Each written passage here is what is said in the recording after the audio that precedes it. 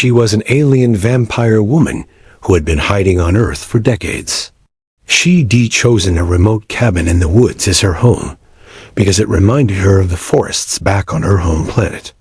She'd also chosen this place because she could easily defend it. Anyone who trespassed would find themselves face down in the dirt with no memory of what happened. She wasn't cruel, but she didn't want to be found. She missed the connection she once had with other vampires like her. Her name was Amara, which meant eternal beauty in her native tongue. She wasn't beautiful, at least not by human standards. Her skin was gray, and her eyes glowed red. Her fangs were long and curved, and she had 4 arms that ended in razor-sharp claws. But to her people, she was breathtaking. Her kind were telepathic and could only truly connect with each other. It was their strength and their weakness. Their thoughts and feelings were laid bare for all to see. There was nowhere to hide. And for someone like Amara, it was torture. She hadn't always been this way. She used to be human. She remembered her life before the change vividly. How she used to wake up every morning feeling like the sun was a warm blanket over her. How she could walk barefoot through the grass without wincing. How the taste of fresh fruit juice would make her eyes water.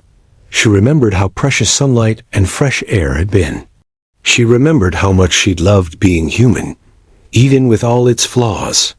But she was no longer human, and there was no turning back. When she first arrived on Earth, she'd been afraid. She'd seen humans only in passing, either on TV or when she was out hunting. She'd seen them as nothing more than food sources. But now she was living among them, and she couldn't help but feel a sense of wonder. She watched them from afar, trying to understand their ways. She saw the good and the bad, the beauty and the ugliness. She saw their capacity for love and their capacity for hate.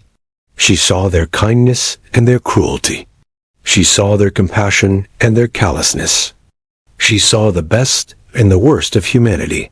And in time, she began to feel something she hadn't thought she ever would again. She began to feel alive. She started taking long walks in the forest, just breathing in the air and listening to the birds. She would lie down on the soft earth and look up at the trees, remembering what it was like to be free. She would watch the stars at night, wondering if any of them knew she was here. She would talk to the animals, knowing they couldn't understand her, but she didn't care. She just wanted someone to listen. She would tell them about the things she'd seen and the things she'd done, and she would beg them to ask her questions so she could keep talking. One day, she found an old cabin in the woods. It was perfect. No one ever came here, so she made it her home. She learned how to grow food and hunt animals. She learned how to live off the land. She learned how to survive. She kept herself busy during the day, working on her cabin or tending to her garden. At night, she would watch the humans in town, trying to figure them out. She would watch them play and party and laugh. She would watch them dance and sing and dream. She would watch them love, and she would ache. She had everything she needed here: food, shelter, even company sometimes. But there was something missing. She didn't know what it was, but she knew she needed it. One day, she met a man named Ben. He was a writer who came to the woods to get away from it all. He was lonely, but he didn't know what to do about it.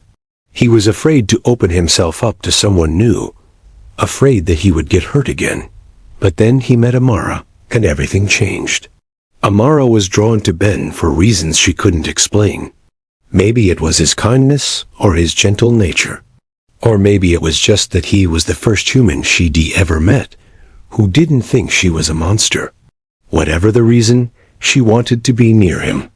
She would sit by his fire and listen to him talk. She would watch him write and paint. She would watch him dream. She had never felt so connected to another being before. She didn't know what it meant, but she didn't want it to end. Ben was drawn to Amara for reasons he couldn't explain. Maybe it was her mysterious nature, or her otherworldly beauty. Or maybe it was just that she was the first woman he'd ever met who didn't seem to care about his money or his fame. Whatever the reason, he wanted to be near her. He would hold her hand and feel her skin like silk under his touch. He would kiss her lips and taste the sweetness of her blood on his tongue. He would love her body and lose himself in her embrace. He had never felt so connected to another being before. He didn't know what it meant, but he didn't want it to end. As the weeks turned into months, Amara and Ben's bond grew stronger. They shared their hopes and dreams with each other. They told each other their deepest secrets. They trusted each other with their lives. They loved each other with all their hearts. But Amara was still hiding something from Ben. She was afraid to tell him the truth about who she was, afraid that he would run away from her if he knew the truth. But she knew she couldn't keep hiding forever. Sooner or later, Ben would find out that she was an alien vampire, and he would leave her. When it happened, it was the most painful thing Amara had ever experienced. Ben didn't run away from her. He didn't scream and cower in fear. He didn't even try to attack her. What he did was worse. He simply walked away from her, without a word, without a backward glance. He left her standing there, in the middle of the forest, all alone. Amara was devastated. She didn't know what to do. She didn't know where to go. She didn't know who to turn to. She was all alone in the world. But then something strange happened. Instead of feeling empty and alone, Amara felt a sense of peace. She realized that she didn't need Ben to be happy. She didn't need anyone to be happy. All she needed was herself. She had been searching for love in all the wrong places. She had been looking for someone to complete her, to make her whole. But she was already whole. She was already complete. She was already loved. And the only person who didn't see it was her. From that day forward, Amara was a changed woman. She was still an alien vampire, but she didn't hide in the woods anymore. She walked among the humans openly, even though she was still afraid of what they might do to her. She knew that she didn't need their acceptance to be happy. She knew that she didn't need their love to be whole. She knew that she was enough just the way she was. And that was all that mattered. The end. We often see aliens portrayed in movies as creatures that are vastly different from us, often with sinister intentions. However, this story takes a different approach. The alien vampire woman, Amara, is a character that is both familiar and strange. A creature of the night who is searching for love and connection.